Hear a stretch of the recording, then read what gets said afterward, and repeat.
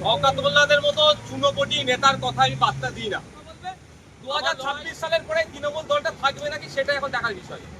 আর ওনার যে চ্যালেঞ্জ, আমি মমতা ব্যানার্জির সাথে আমার চ্যালেঞ্জ, চুনোপটিদের কথা আমি পাত্তা দিই না। প্রথম কথা হচ্ছে, শওকত মোল্লাদের মতো চুনোপটি নেতার কথা আমি পাত্তা দিই না। আমার লড়াই সরাসরি মমতা ব্যানার্জির বিরুদ্ধে, আমার লড়াই সরাসরি শুভেন্দু অধিকারীদের বিরুদ্ধে। যে শওকত মোল্লা যে পদে আছে সেই পদের নেতা তৃণমূলে অন্তত 200-400 আছে। সুতরাং ওই চুনোপুটির কথা শুনে আমাকে হই হই করতে হবে এ ধরনের ব্যাপার নয়। প্রসঙ্গ যখন এসছে একটা কথা বলবো, আমাকে হারাবার উনি অত কেন মনে বাসনা। আমার লড়াইটা কার পক্ষে?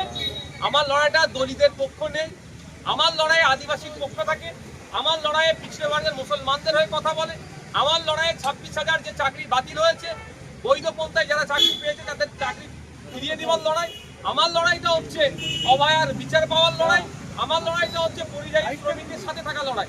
তাহলে আমাকে হারানোর জন্য এত উঠে পড়ে লেগেছে কেন? একবারের জন্য শুভেন্দু অধিকারী নাম নিচ্ছে না কেন? যে শুভেন্দু অধিকারী রাত দিন হিন্দু মুসলমানের মধ্যে বিভেদ তৈরি হয়ে যাবে এ কথা বলে বেড়াচ্ছে, তাকে হারাবার চিন্তা ভাবনা নিচ্ছে না কেন বা বলছে না কেন? তারপরেও বলছি, কে হারবে কে জিতবে সময় কথা বলবে। 2026 সালের পরে তৃণমূল দলটা থাকবে নাকি সেটা এখন দেখা। উনি অনেক কথা বলেছিলেন মমতা ব্যানার্জি সম্পর্কে, যখন তিনি সিপিএম এ ছিলেন অনেক গল্প শুনিয়েছিলেন। বাস্তবের সাথে কি হচ্ছে? আর ওনার যে চ্যালেঞ্জ, আমি মমতা ব্যানার্জির সাথে আমার চ্যালেঞ্জ, চুনোপুটিদের কথা আমি পাত্তা দিই না। পুলিশ আমাদের সামাজিক বন্ধু, পুলিশের ফ্যামিলি তুলে, স্ত্রী তুলে, মা তুলে যেভাবে কর্যত ভাষায় আক্রমণ করেছে, অনুব্রত মণ্ডলে এতক্ষণ জেলে থাকা দরকার। যে অনুব্রত মণ্ডল, আমি যে প্রাণী তিহার জেলের ভাত খেয়ে নিজেকে শুধরাতে পারলো না, তাকে বাইরে থাকা অনুচিত, তাকে ধরে জেলের মধ্যে রাখা দরকার, তা নিয়ে চর্চা হওয়া দরকার। দুর্ভাগ্য আমাদের ওটা নিয়ে কোনো চর্চা হচ্ছে না। ওটা নিয়ে চর্চা হলে ভালো হতো, আমরা আলোচনা রাখতে পারতাম।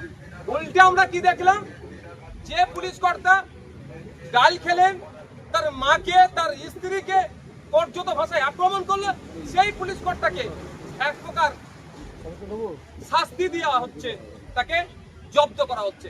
যেদিন প্রথম এই কল রেকর্ডটা ভাইরাল হয়েছে, আমি আমার সহপাঠীদেরকে এটা বলেছিলাম, আমার মাথায় এসেছিল যে মমতা ব্যানার্জি অনুব্রত মণ্ডলকে বলেছিল বীরের আখ্যা দিয়ে তাকে জেল থেকে যখন মুক্তি হবে তাকে নিয়ে আসবো, সেই অনুব্রত মণ্ডলের কল রেকর্ড ভাইরাল করেছে। সাহস কত, এটাকে কিন্তু ছেড়ে কথা বলবে না, আর সেটা বুঝে যাচ্ছে। তবে একটা কথা বলবো মিডিয়ার মাধ্যমে আমি পুলিশ কর্তাদের কাছে, যে এটা কিন্তু আপনাদেরই পাপের ফল ভোগ করতে হচ্ছে।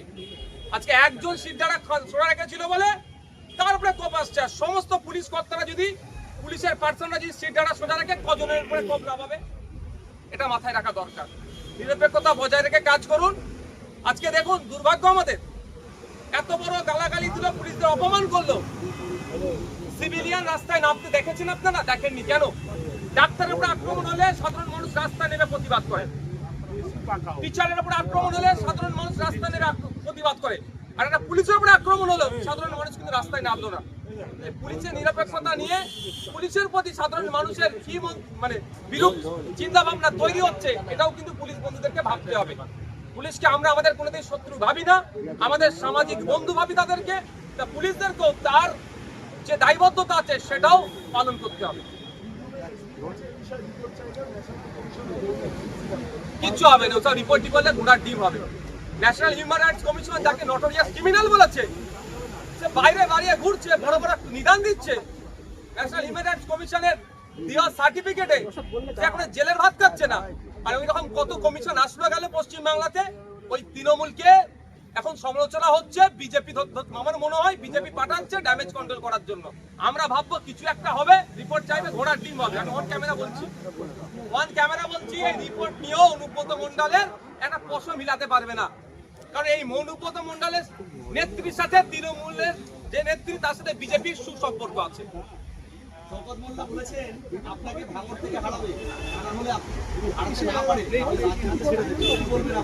2026 সালের পরে এমনি রাজনীতিও থাকবে না, এমনি তো রাজনীতি ছাড়তে হবে।